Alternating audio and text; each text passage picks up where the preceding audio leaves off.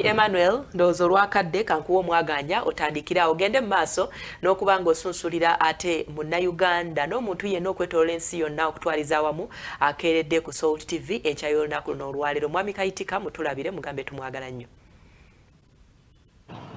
Okay, akuwulidde era owedda ambuuza nti mukyala ki oyo ne mugamba oyo kwini waffe ku Salt eyo.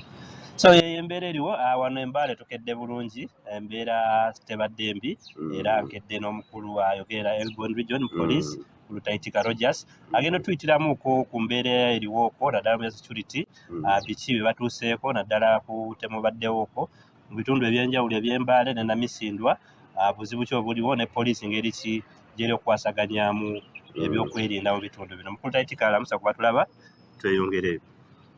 Tweyanziza nnyo nate okubeera nammwe olunaku lwaleero nammwe abaweereza baganda baffe ne bannyinaffe bannaye mwebalokola ne Salt TV abawuliriza era n'abatulaba mugyebale. Security wano mu Elgon Region tetuli bubi era tuli ku ntikko okuggyako nti mu wiiki eno mu ntandika yaayo twaliyoko n'ekikangabwa wano mu kibuga wakati nti waliwo omusirikale wa security abazigu gwe batukira ne bamutema yali ali ku mirimu gye era bwe batyo kyamuviirako okufa oluvannyuma olw'ofuna ebisago eby'amaanyi oluvannyuma lw'omuddusa mu ddwaliro ekkulu wano Embaale.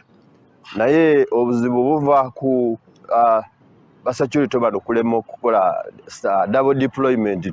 Tuze tubagamba nti deployments ziteekeddwa okubeera nga z'abantu babiri olw'okuba mubeera ababiri of course wabeerawo incident eriwo abantu asobola okutaasa n'okwenganga. So kyekyo ekizibu ennyo kye twabadde nakyo. Muze mukikkaatiriza nnyo naye lwaki tebakiwuliriza? Temukiteeka nnyo mu nkola oba temubalagaako nti ddala mukyetaaga oba si gwe gusoose? Obukosi singa wookimanyi nti awali abantu bateekeddwa okubeera time and again nti bajuzibwa kye bateekeddwa okukola era abamu abadifayinze tuze tubakwata era ne basimbibwa mu amateeka ne bavunaanibwa. Naye tetugenda okukola nga ffe security oba tetugenda okwongeramu amaanyi olw'okuba tuze tukikola nti kubeera nti tujja kuyita ebikwekweso nga tukwata abo abasazeewo obutafaayo kubula nti ba-effectinga double deployments ku kino. Mu bitundu by'e Namisindwa olunaku lwennyini olwondooza ekiro we battira omusuubuzi omu ne bamugyako omukulu Martin Wakabe Obabukaweeka Namisindwa bamutema era naye bamukuba ssasi olunaku lwennyini olwo ne bamunyagako miliyoni ze zaali 8. Embeera yo eryeta mu kunoonyereza okuliyo.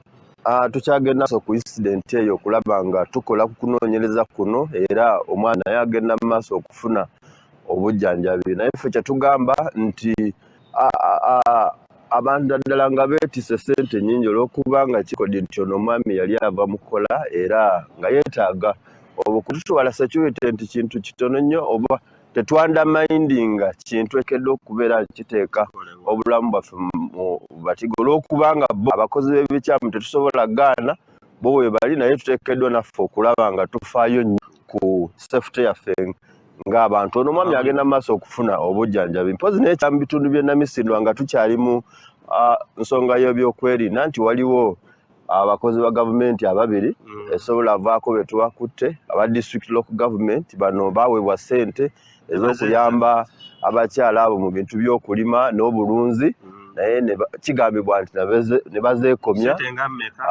obukadde obutaka wansi wa bukadde 17 mu ggombolola y'e Bubutu ne bazeekomya nti era twabakutte oluvannyuma lw'okufuna okwemulugunya mu abo abantu era tulirabo wano tukyagenda mu maaso e Namisindwa okulaba nti tubabuuza akanana n'akataano ku lwaki esente zateekeddwa okubeera nti ezeebeeramu incidents ezitategeerekeka. Buzibu ki obuliyo? Is it because it's a border place oba?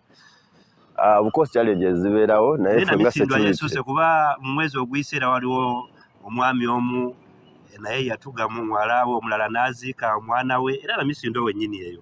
Poliisi kye mugenda okuteekayo okutereezaayo? Ekisingira ddala mu byonna kubeera nti abantu bamanya ekyokukola era ky'oba olaba nti ffe nga security tukya making sure nti tugenda mu maaso okulaba nga tubasomesa. Omanyi okusomesa n'ofuna okumanyisibwa kikuyamba okulaba nti owaŋŋanga embeera yonna ebeereze n'omanya emitendera gy'oteekeddwa okubeera nti ogoberera okwerwanako ate n'ekirala n'okuloopa amateeka ne galabika nga gakola ki gagenda mu maaso okulamula.